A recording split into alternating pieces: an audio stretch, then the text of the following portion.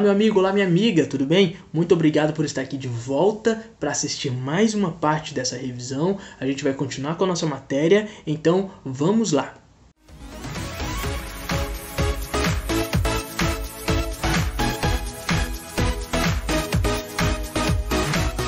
Vamos falar agora sobre fato jurídico. Fato jurídico. O que é essa coisa chamada fato jurídico?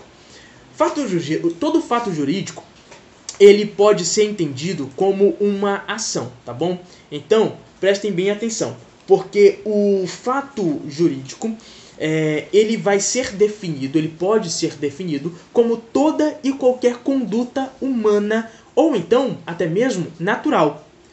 Isso é, da natureza. Toda conduta é uma ação ou omissão, tá bom? Do ser humano, ou então da natureza, serão chamados de fatos. Então, toda vez que eu, enquanto ser humano, pratico uma ação ou deixo de praticar uma ação, ou seja, sou omisso em algo, eu estou praticando um fato. Da mesma forma, a natureza. Quando a natureza pratica alguma coisa, ela está também praticando um fato. Podemos pensar como ação humana a compra e venda. Também podemos pensar que é uma ação humana o respirar. O fato de eu respirar é uma ação humana, é um fato. E como ação natural, a gente pode pensar nos desastres naturais, ok? A gente pode pensar nos desastres naturais. Tais quais como um tsunami, ou então um vento que sopra em um dia ensolarado. São fatos da natureza. E aí é a questão interessante, porque apesar dos fatos eles poderem ser classificados dessas formas, por mais que o fato ele possa ocorrer de várias formas, por exemplo, um fato humano, como eu já disse, se eu respiro, eu pratico um fato, é uma ação. Se eu durmo, também é uma ação. Se eu compro alguma coisa ou se eu vendo alguma coisa, também é uma ação. Se eu deixo de praticar uma determinada lesão a uma pessoa, se eu deixo de praticar um dano a uma outra pessoa, isso também é uma conduta. Agora, uma conduta omissiva, é uma omissão. Só que vejam, nem todos os fatos serão interessantes para o mundo jurídico. Nem todos os fatos terão relevância jurídica. E é por isso que eu falo sobre fato jurídico e não somente como fato. Tá bom? Porque só é importante para o mundo jurídico aquele fato que cria, modifica ou então extingue um direito. Tenham sempre isso em mente. Quando vocês forem tratar sobre a questão de fato jurídico, vocês têm que pensar na questão da criação, modificação ou extinção de um direito. E aí a gente vai trabalhar com as consequências desse fato jurídico, tá ok? As consequências desse fato jurídico. Criação de direito, listem bem, criação de direito, modificação de direito, extinção de direito. Criação, modificação, extinção. Gravem isso, porque se algo não cria, não modifica ou não extingue um direito, então não pode ser considerado como uma consequência de um fato jurídico. O fato jurídico ele somente gera essas três consequências. Criação, modificação e extinção. Perfeito. Então, se por exemplo, eu tenho um celular e eu pego esse meu celular e coloco ele sobre a minha cama. Se eu coloco ele sobre a minha cama, eu não estou criando, modificando nem extinguindo um direito. Se eu pego o celular de uma outra pessoa e coloco ele sobre a minha cama, eu não estou criando, modificando nem extinguindo nenhum direito. Claro, se eu faço isso com o consentimento dela. Porque se eu pego o celular de uma pessoa, coloco na minha cama sem o consentimento dela e na verdade eu trouxe ele de celular de outro lugar para o meu patrimônio, para a minha casa, o que estou fazendo? Eu estou cometendo um crime. Um crime que pode ser roubo, furto, pode ser apropriação indébita, bom, enfim.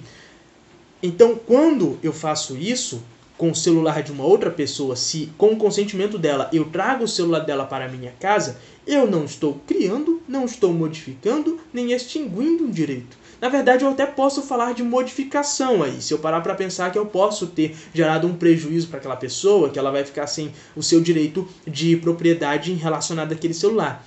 Mas quando eu pego o celular daquela pessoa e destruo ele, eu estou extinguindo o direito daquela pessoa sobre aquele aparelho celular.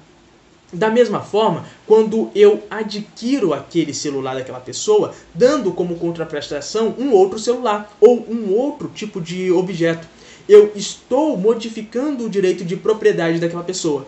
Eu posso estar criando também o direito daquela pessoa, agora sobre um outro bem. Vamos dizer que eu, em troca do celular daquela pessoa que eu estou adquirindo, eu entrego para ela um carro. Eu estou comprando o aparelho celular dela, dando como contraprestação um veículo automotor. Eu estou criando direito para aquela pessoa, né? A consequência desse nosso fato jurídico é a criação de um direito sobre propriedade de veículo automotor, tudo bem? Só que o fato jurídico, como eu já vinha falando para vocês, ele deve ser relevante, a fim de atingir consequências jurídicas. Qualquer fato jurídico que não atinja essa consequência será irrelevante para o mundo jurídico. E aí, pessoal, eu penso nesse exemplo que eu coloquei para vocês. Uma onda no oceano, ela é relevante? Aqui eu estou falando aqui sobre um fato jurídico realmente natural, totalmente natural, uma onda. Mas uma onda, lá no meio do oceano, ela cria direito? Ela modifica direito? Ela extingue direito? Não, ela não faz isso. Então, se ela não faz isso, se ela não cria, não modifica e não extingue direito, é irrelevante para o mundo jurídico. Pode até ser uma coisa bonita, enfim, não importa. Ela não tem nenhum tipo de relevância para o ordenamento jurídico, para o mundo jurídico. Diferentemente se for um tsunami. E aí eu volto aqui no slide anterior para mostrar para vocês o exemplo de uma ação natural, que é um tsunami. Se um tsunami acontece, ele pode sim criar, modificar e extinguir direitos. Bem capaz que ele vai, na verdade, modificar e extinguir, né? Modificar ou extinguir. O tsunami, ele é uma onda, beleza, ele então é um evento natural, é uma onda, só que uma onda destrutiva, uma onda que avança contra uma cidade e que destrói propriedades, que ceifa vidas e com isso gera a extinção, também a criação e modificação de direitos, tá bom? Então, vamos continuar a nossa explicação, porque eu acredito que vocês já tenham entendido essa questão do fato jurídico e suas consequências. Mas eu tenho que falar para vocês sobre a divisão, porque o fato jurídico, ele pode ser dividido em duas espécies. Pode ser em sentido estrito, tá bom? Então, o fato jurídico, ele pode ocorrer em sentido estrito. Deixa eu colocar aqui para vocês melhor, tela cheia. Então, pode ser um fato jurídico em sentido estrito, onde moram os fatos naturais. E também o fato jurídico, ele pode ser um ato jurídico, que é onde vão estar os fatos humanos. E aí eu trouxe para vocês esses exemplos. Fato natural, onda, tsunami, a própria morte. A morte é um fato natural. Agora, quando a gente fala sobre fatos humanos, o acordar, a compra e venda, o usar de uma rede, o uso, né, quando você é usuário de uma rede social, você está criando, modificando ou até mesmo extinguindo o direito. Você cria para si o direito através de uma ação humana de usufruir daquilo. Mas você também modifica o direito de outras pessoas. Então vamos continuar nossa explicação, porque aí eu quero falar para vocês sobre a questão do fato jurídico ordinário e extraordinário, porque vocês precisam ter ideia sobre isso. Então, veja só, primeiro eu vou falar para vocês sobre o fato jurídico ordinário, que nada mais é do que uma outra classificação. Então tá, outra dupla classificação do fato jurídico é dividir ele em ordinário e dividi-lo em extraordinário.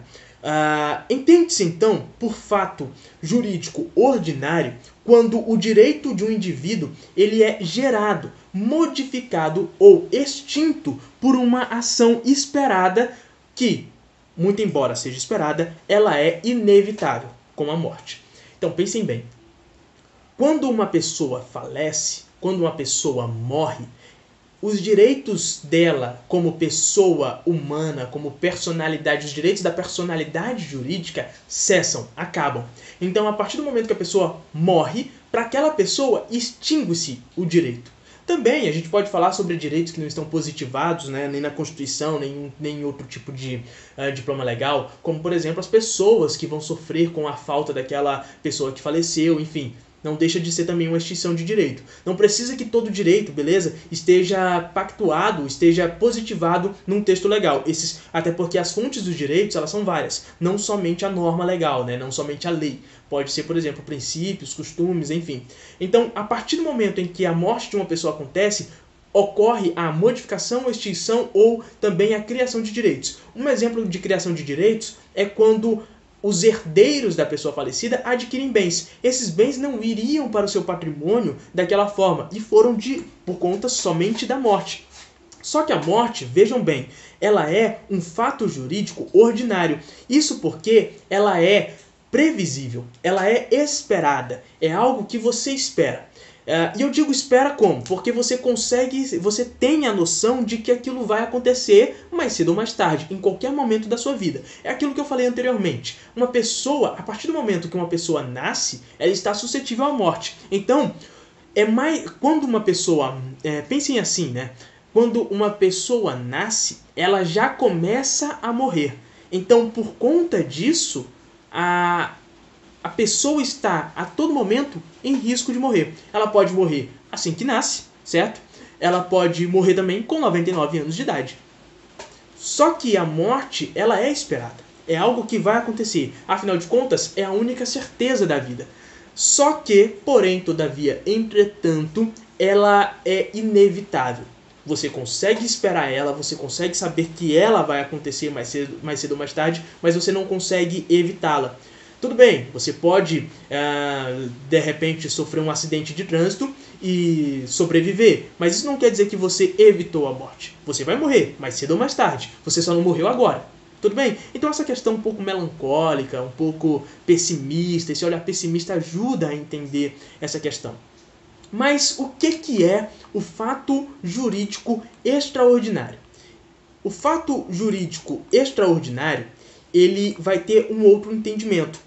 Porque ele, olha só, é inesperado e, de igual modo, é inevitável. Então, para você pensar num fato jurídico extraordinário, você tem que pensar nas hipóteses de caso fortuito e de força maior. Caso fortuito e força maior, ok? É um fato que pode ser ação humana ou ação natural, certo? Porque estamos falando de fato jurídico. Então, é uma ação, uma conduta humana ou uma conduta natural que é inesperado, que é uma conduta inesperada, porém também é inevitável. E aí nós temos os exemplos do caso fortuito ou da força maior. Eu me arriscarei a explicar para vocês o que é caso fortuito e força maior, tá bom? Por que eu digo que eu vou me arriscar? Porque nem a própria doutrina ela é pacífica quanto ao entendimento do que é caso fortuito ou força maior. Então percebam, caso fortuito e força maior, eles não estão pacificados nem mesmo na doutrina, mas eu irei tentar explicar para vocês. O caso fortuito, ele está ligado, ele é um ato humano. O caso fortuito, ele é um ato humano, tudo bem? Então, pensem nisso. Só que é um ato humano que é imprevisível e inevitável, tá bom? Só que além dele ser imprevisível e inevitável, claro, tem que gerar uma consequência, lembre? Ele impede o cumprimento de uma obrigação. Podemos pensar em uma guerra. Então, imaginem só. No momento em que eu estou gravando esse vídeo, recentemente está acontecendo, na verdade já teve o cessar-fogo, enfim, em Israel e o Hamas. Está tendo ali um conflito. Podemos chamar aquilo de guerra, se quisermos, para poder ilustrar. Mas imaginem, é um conflito. Imaginem que pessoas estavam planejando tirar férias em Israel, certo? Estavam planejando tirar férias em Israel. Elas, ao tentar tirar férias de Israel, elas viram que está acontecendo todo esse tumulto. E aí, por algum motivo, elas celebraram um acordo lá atrás, quando compraram as suas passagens aéreas com a agência de viagem, de que se tivesse algum tipo de conflito armado, então haveria a restituição do valor e não aconteceria a viagem. Isso é um caso fortuito, porque é uma ação humana. é uma ação humana que era imprevisível e que era inevitável, porque a guerra você não consegue evitar de plano.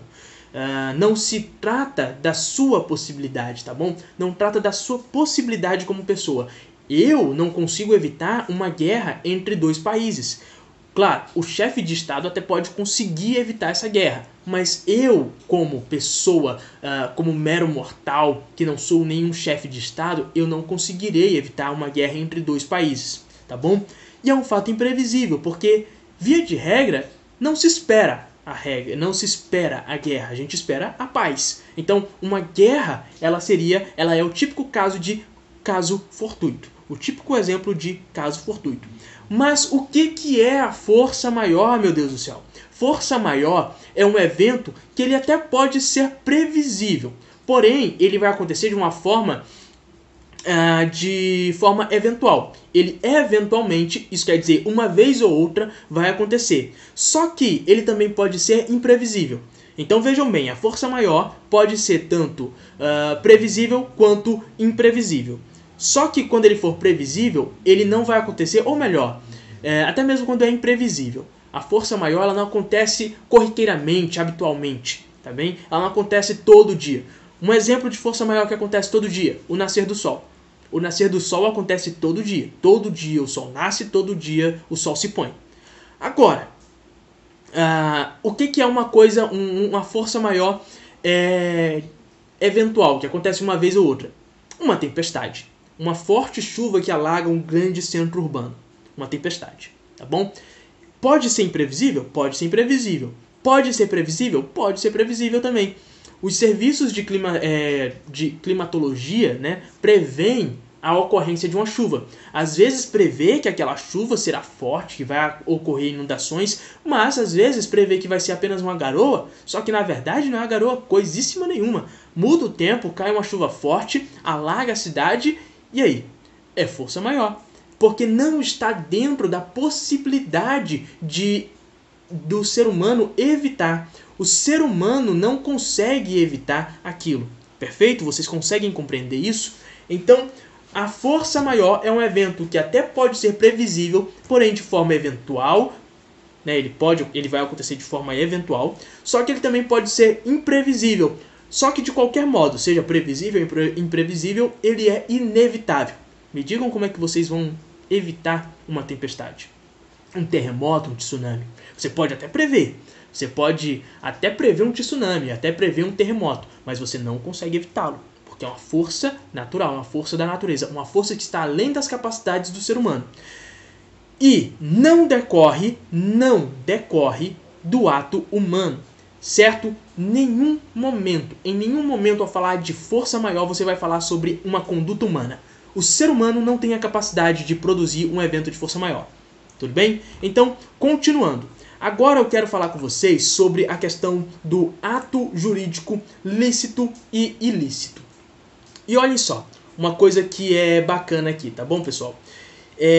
Aquele conhecimento que você deve de ter do direito penal até que ajuda a entender essa ponta da matéria de direito civil, beleza? Só que vocês não podem confundir. Não confundam a ilicitude penal com a ilicitude civil, tá bom? Não é interessante que vocês acabem confundindo isso, tá? Então, vamos seguir o jogo. No direito civil, a ilicitude ou a licitude, né? A licitude ou a ilicitude de um ato jurídico pode estar ou não vinculada à vontade de uma pessoa. Então, percebam, essa pessoa pode ser física ou jurídica, pode ser uma pessoa que tem um CPF ou pode ser uma pessoa que tem um CNPJ, pode ser uma pessoa física, você, João, você, Maria, ou pode ser uma empresa. Então percebam, a licitude ou a ilicitude do ato jurídico, ela vai estar vinculada ou não ao consentimento da pessoa. Eu posso cometer um lícito civil fazendo uso da minha vontade. Eu, de forma expressa ou de forma tácita, mas dentro da minha vontade, dentro do meu consentimento, eu irei atuar de forma lícita. Da mesma forma, eu posso atuar de forma ilícita, agindo com vontade, tá bem? Então, eu vou explicar para vocês rapidinho. ato jurídico lícito. O que é o ato jurídico lícito? Beleza? Ele vai ser entendido da seguinte forma. Ele é todo ato praticado por pessoa física ou jurídica, então se você tem CPF ou CNPJ, em conformidade com o ordenamento jurídico e desencadeia consequências jurídicas previamente previstas em lei. Prestem bem atenção. Tudo relacionado a fato jurídico vai ter relação com consequências. Um fato que é irrelevante para o direito, ele não gera consequências jurídicas.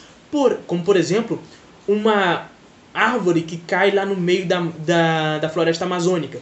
Agora, uma árvore que cai sobre uma casa, aí já é um fato jurídico. Mas um fato seria a árvore cair cair no meio da floresta amazônica. Não causou nenhum dano para nenhuma pessoa. Ok? Mas vejam só a relação do ato jurídico lícito. Eu, fazendo uso do meu exercício da minha vontade, exercendo a minha vontade, eu pratico dentro do que o ordenamento jurídico permite um fato lícito. Entenda o ordenamento jurídico, pelo amor de Deus, como todas as fontes de direito. Então lembrem das aulas de TGD. Eu vou dar alguns exemplos para vocês aqui do que é fonte do direito. A lei é fonte do direito, beleza, mas a lei por si só não é ordenamento jurídico. Ela faz parte do ordenamento jurídico, mas ela não é o ordenamento jurídico. O ordenamento jurídico também pode ser formado, porque é fonte do direito, a jurisprudência, os costumes, os princípios. Então, pensem bem, vocês não vão encontrar jamais uma lei que diz que você tem direito a ser feliz. Não existe essa tipificação legal de que você tem direito à felicidade. Mas isso é decorrente, mas você é feliz, você pode ser feliz, e isso decorre de um princípio.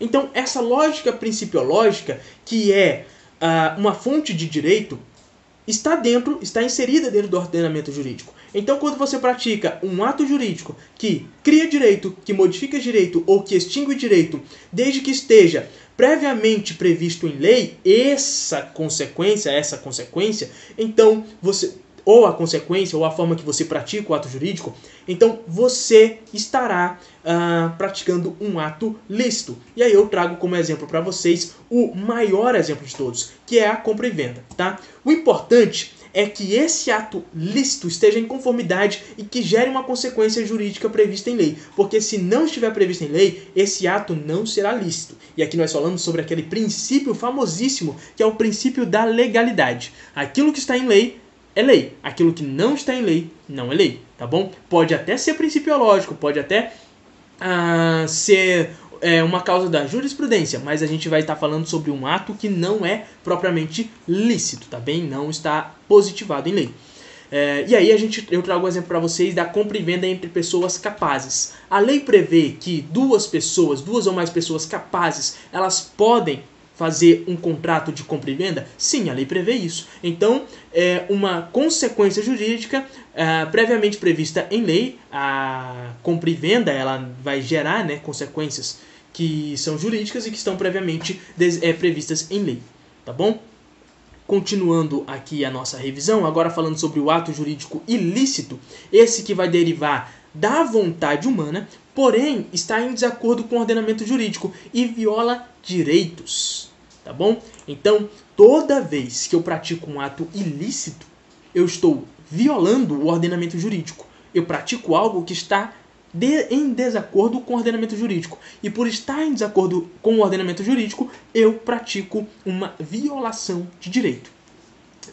O ato jurídico ilícito, gravem, também será uma ação humana. Só que essa conduta, ela não está, gravem isso, dentro dos parâmetros aceitos pelo ordenamento jurídico. Lei, princípio, jurisprudência, costumes, enfim. E por essa razão vai violar direitos. E toda vez que eu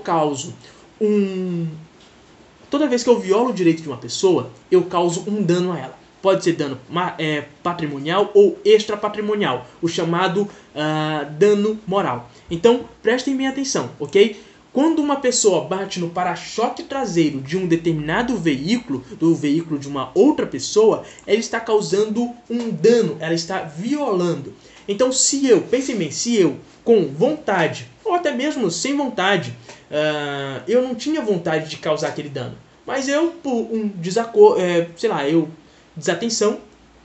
desatenção, eu acabei batendo no para-choque traseiro do outro carro. Isso pode gerar o dever de ressarcimento à vítima, tá bem? Então tem essa grande questão. A gente pode pensar em inúmeras outras violações de direito, como por exemplo, se eu pegar uma foto de vocês e começar a fazer um meme sem autorização de vocês, se eu começar a fazer chacota com uma foto de vocês.